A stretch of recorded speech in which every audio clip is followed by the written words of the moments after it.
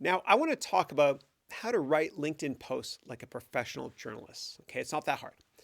So, I want you to be thought of as a thought leader. Okay, be a thought leader. I want you to eventually own your passion and business category. I want you to own it. Okay, if you don't stay in front of people, then other people will take your mind share. I want you to be a category owner. Okay, and whatever it is you're most passionate about. Okay, so we can all write columns in LinkedIn now, right? And what they call it is Pulse, Pulse, okay, per this image.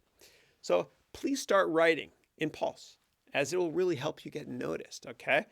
And what happens is, I haven't figured out the algorithm yet, but if you write an article and the people at LinkedIn like it, they will put it profile and post, and you'll get 10 or 20,000 people reading it. It helps you from a profile perspective, because if more people are following you, then when recruiters do searches on certain keywords, you come up higher in the search rankings. Okay. Okay. So we can all write LinkedIn columns now. It's amazing, right? There's no barriers to entry now. Like in the past, it was just, certain people that could be journalists. Now we can all be journalists. It's amazing, right? It's kind of like when we first started figuring out we can all trade stocks online, and we don't have to talk to brokers that were going to charge us a fortune, right? The barriers are broken. It's amazing. It's like Airbnb. Anybody can host people in their house now and make money off it, right? We couldn't compete with hotels before. Now we can, right?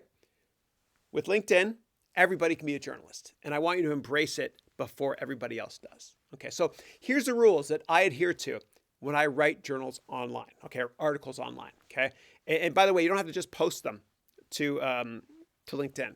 Later on, I'll tell you how to post it to a million places at the same time using something called Hootsuite, okay?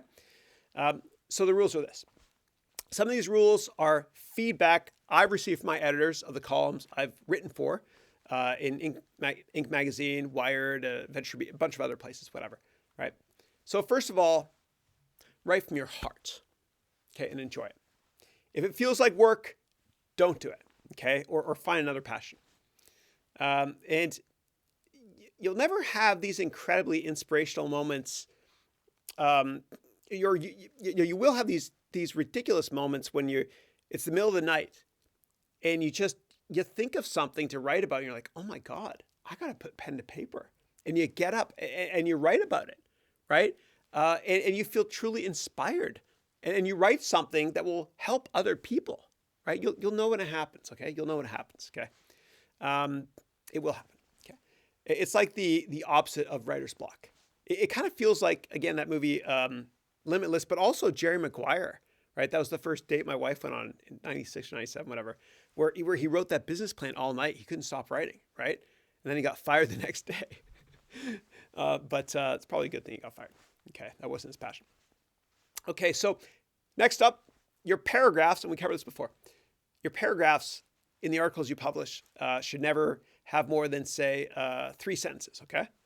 And nobody has the attention span anymore to read really long paragraphs, as again, you're competing with many different screens, right? I mean, when was the last time you finished a 5,000 word editorial?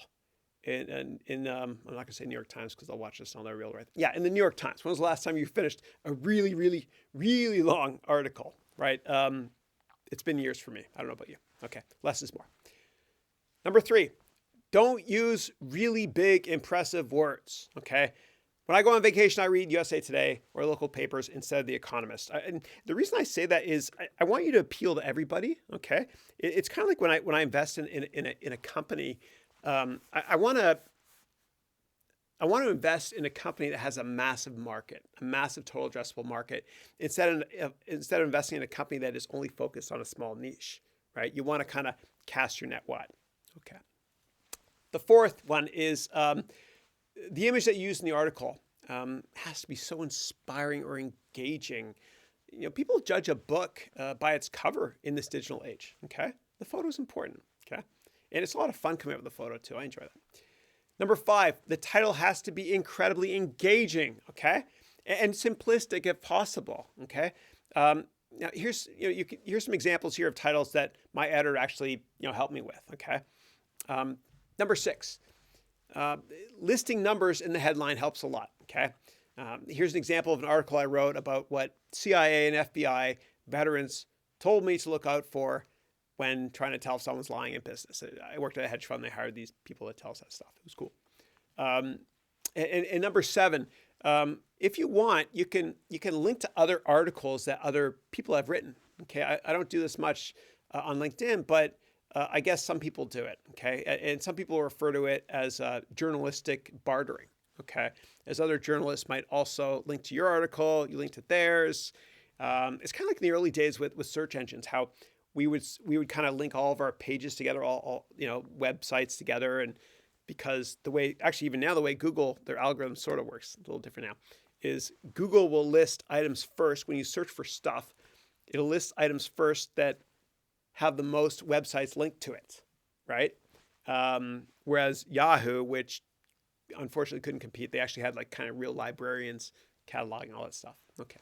Number 8, try to keep your article to less than 800 words. Okay. As unfortunately, the days of writing the 5,000 word editorials in the past are way behind us. Actually, what's even better is if you can keep it to between 350 and 650 words. Okay. Number 9, I had lunch recently with the head of new media at LinkedIn because I asked, and she told me that the posts that do the best on LinkedIn, right? I think she used to be editor of Fortune and Forbes, whatever, but the ones that do the best are the articles that can answer these 2 questions. Number 1, why are you writing this now? And number 2, why are you the best person to write this? So the context is why now? Why you? Okay. All right. So you're going to get more people to like and share and comment and more traffic on articles that are timely given news events. Like, let's say Apple released a car tomorrow and you wrote about it. Okay. That would probably get more traffic, right? Unless everybody writes about it at the same time. Okay. Number 10, use right now words like must, today, or now. Okay. In the title. Right now words. Must. Why you must do this. Why today you have to. Why right now. That sort of thing. Okay. Number 11, use big names like Steve Jobs or Matthew McConaughey, which I've done actually in recent posts. Okay.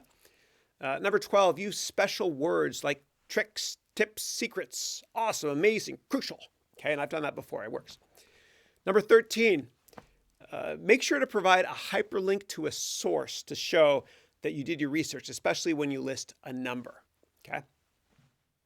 I listed 13 journalist rules as a checklist for you. Okay. So in this exercise, I want you to write your first LinkedIn Pulse article, right? And save it as a draft. Okay. I don't want you to send it yet. Okay. Why? After you write an incredible article from your heart, even sleep on it. Then read it the next morning. If you still get the feeling that you wrote it from the heart and you still get chills and it's so good, then post it. Okay. And the reason I say that is, I don't know, sometimes you have this amazing idea about an article and you write it and you send it out and the next morning you're like, God, I wish I made these changes to it, or I feel a little bit different, or I kind of felt like I rushed it. I was so excited. Right? So take your time with it, right? And really sleep on it, right? And the best time to send out a LinkedIn update or any update, it depends where you are in the world, right? But for me in California, it's around 10 a.m.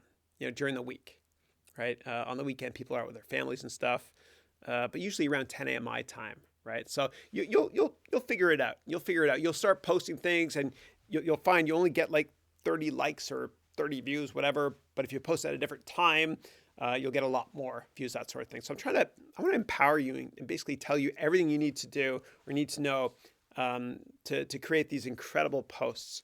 Because I've made a lot of mistakes and I want you to learn from my mistakes. Okay.